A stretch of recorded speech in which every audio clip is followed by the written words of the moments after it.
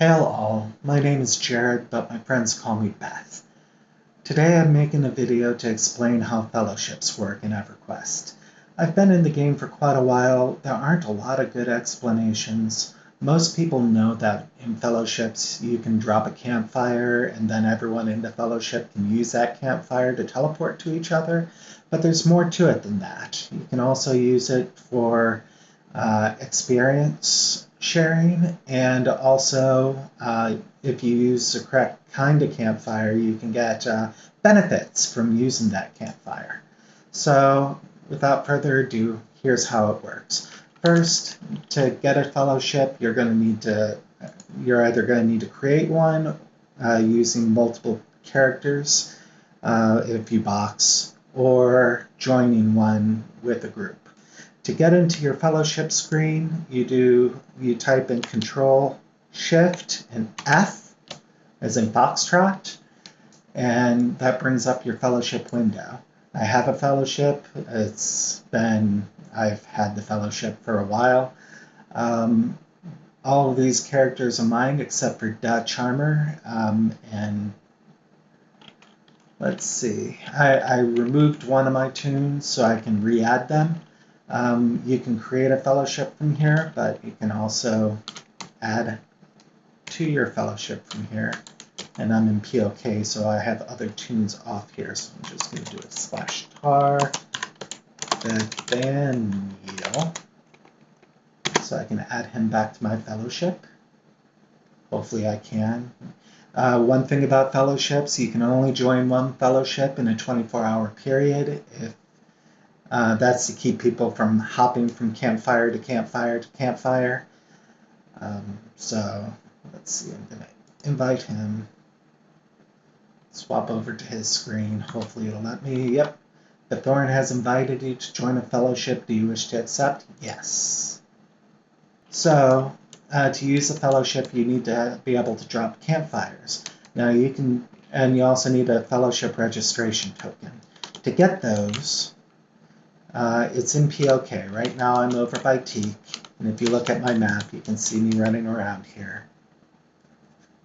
I'm going to run over to where you can buy the fellowship tokens and campfire materials.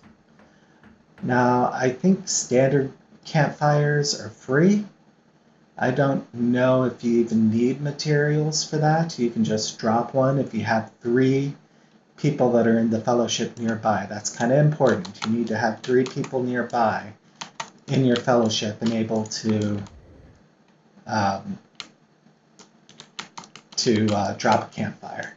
Now, you can do guild banners and stuff here too. I'm not a guild officer or a guild leader, so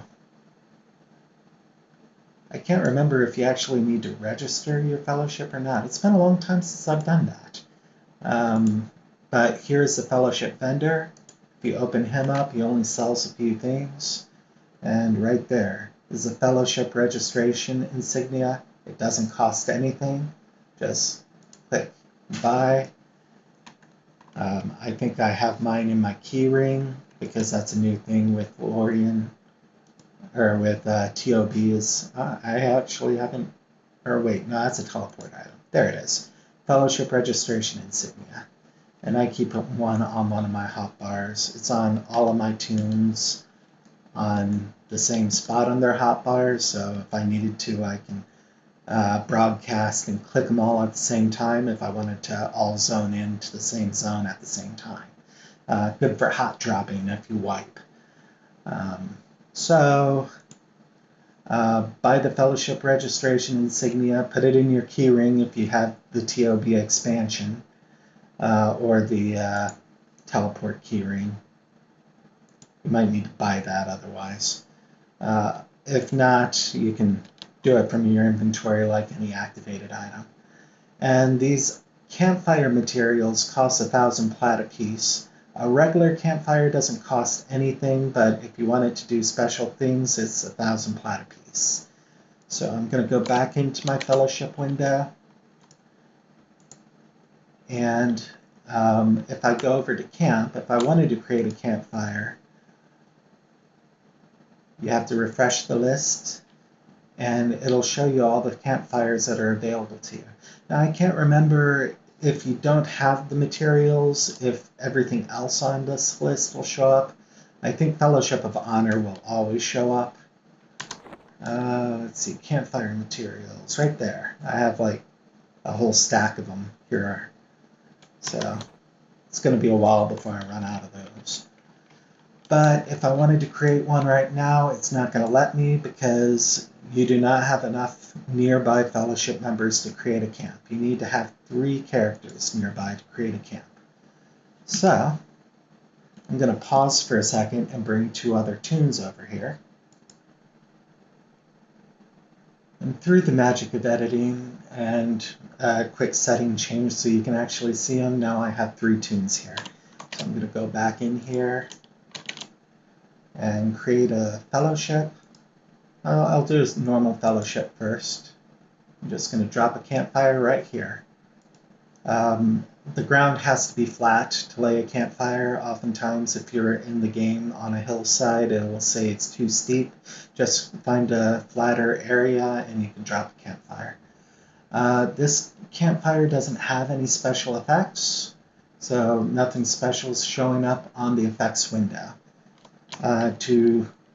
If you decide your group or fellowship needs to move, I'm going to just come around this other side here. You can drop another campfire by destroying your current camp and then go into another, or creating another camp. Now this time I'm going to do an empowered fellowship. And if you look here, you'll notice that now I have a little song effect here, standard of power permanent. And the advantages here are pretty big. 1 to 20% base spell damage. It's going to be, it depends on your level, so it's going to be maxed for me because I'm at level 125. So 20% base spell damage, healing effectiveness, mana preservation, spell haste, spell duration, critical melee chance, double attack chances. I mean, it's huge. That goes for empowered banners too, with guild banners. 5% base mana, health and endurance, 100 health regen, 30 mana and endurance regeneration. That's a big deal right there. Melee haste and attack power. So that's the advantage of the enhanced campfire. I'm going to destroy that camp and create another campfire. With those same materials, you can also do illusions for your entire group. Now, I don't think these illusions, I don't know if these illusions will stand up if you like go to a faction area, but if you just want to look cool, you know, if I want all of my tunes to look like fire elementals, let's say, I can drop this camp, and it's an empowered camp just like the first one, but it also triggers the fiery elemental form. And now if you look at my character and the 2 tunes here, well, Dire Hate didn't change because he already has an illusion on, but Blood Splatter, my bard, now look like fire elementals. So that's kind of cool if you're just wanting to shake things up a little bit while you grind. It doesn't really do anything though. It's not like I get an additional damage shield for looking like a fire elemental. Yeah, no damage shield here. So I'm going to destroy that camp, and one more time I'm going to bring back the empowered fellowship. It didn't change immediately because I need to drop that.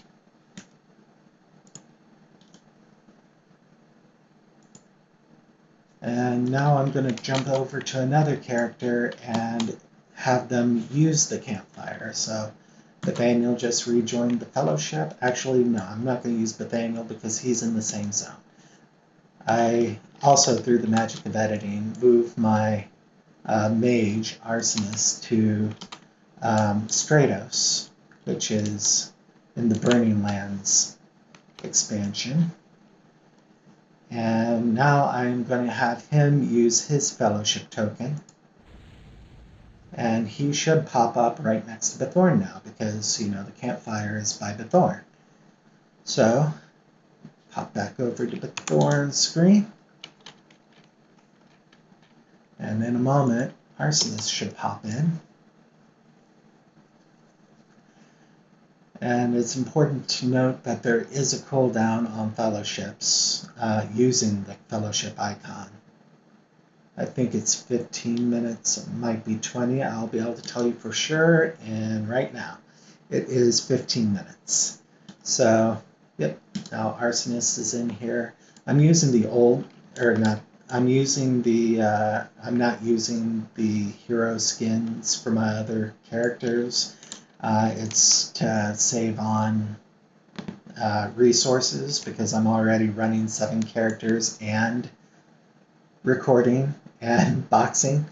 So only Bithorn gets to see, you know, the cool skins. Since I play from her anyway, that's usually not a big deal at all. Alright, so that's how campfires work. But how does experience work? That's the $1 million question. You'll notice if you go into fellowship here, it'll say XP sharing. You can share experience with your fellowship. And this is where it gets a little complicated. The only time you're really going to want to share experience is if you have a group that is already max XP and already have all of their AAs. Since I took a little bit of a hiatus, I don't have all of my AAs since the new expansion came out, so I'm not really sharing with anyone right now. Eventually, when my group is all up to level, I will toggle on, and the leader can do this, or you can do your own, but you can't, no one else can. So I would turn on Fellowship XP for all of my tunes to share XP for the people who aren't sharing. I'm sorry, a little bit of a caveat there. If you're not sharing, that means you're not going to get Fellowship XP. You're not going to get the Vitality either. So, I just turned everyone on to sharing. If my main group here was fighting and getting experience, the people who aren't in my current group every now and then would get a message saying, you have gained Vitality. And after a while, that Vitality would show up as a bar underneath your regular experience window or your alternate advanced window, if it was for AAs. Now, you don't get to decide whether it's regular XP or AA XP. I think they both build at the same time, at the same amount. And a full bar of Vitality is enough to get your cap worth of AAs. So at my level, that would be 250 AAs. For regular experience, if I had a full Vitality bar here, that would be enough for 5 levels of regular experience. So 20% is enough for 1 level. A full bar is enough for 5 levels. Now, I don't have any tunes with Vitality right now, but I do have a screenshot from a while ago when I explained this to someone else. I was using a different UI at the time, so this isn't a standard UI, but this is how it shows up. It shows as a little green bar underneath your XP bar. So at the time, this tune had about, I don't know, 40% Vitality, regular experience Vitality. It's probably enough for about 2 levels. And just a little bit of AA XP. I think this tune's already at 125, so it wasn't as if that Vitality was going to do him much good anyway, but I was probably doing it for the AA Vitality, so you can get levels. That's how, if I'm grinding with my group, but I have someone outside my group, you know, helping, you know, usually I'll have Nathaniel standing outside the group. He'll still get credit for AA vitality, even though he's not getting credit at that moment for the kills. However, that's only worth doing if the group that you're actually in is full AA and has all of their experience. Otherwise, any XP my group gets is going to be shared amongst 8 people here. So if Nathaniel was already max AA himself, I would definitely not want him sharing, because he would just be sucking XP vitality from people that do need it. So right now, if I was to group, since everyone else is in my group, my regular group would get less experience because I'm sharing, but the charmer, who isn't in my group, would get some experience in the form of vitality, and eventually it would show up on his vitality bar. Did I close the window? I closed the window. It would show up on his experience bar underneath. So that, in a nutshell, is how vitality works. But what's important is knowing how to toggle it on and off. Say you're not in the group, but you want to benefit from vitality experience. You need to go in and if you're going out and getting experience by yourself, if you're going to join a group or do questing, you do not want your vitality experience on, because then you're going to be sharing it with all of my tunes, and they don't need it. They're full AA. So I would toggle it off. It's already off because I'm not in the group right now. But if I was going to be doing trade skills or standing around the guild lobby for buffs, I would toggle it on. And I can do that for myself because, you can do it for yourself anytime. But since Nathaniel's not the leader of the fellowship, I can't toggle off Effigy or Hangnail or Bethorns. Bethorn can do it, but because she's the leader. So, rule of thumb, if you're getting experience, toggle fellowship experience off. If you aren't getting experience, make sure that you're sharing. And if Bethorn, as the leader of the fellowship, notice that you're on and you're active and you're chatting with the guild and everything, I'll ask you, hey, are you getting experience? If so, you need to toggle off this because I'm about to start grinding and you're, wasting XP.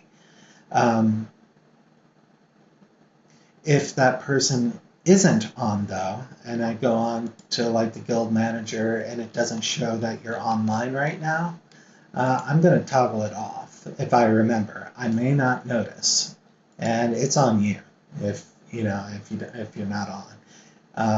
So if you weren't sharing before, but I'm trying to give you XP, I'll toggle you on.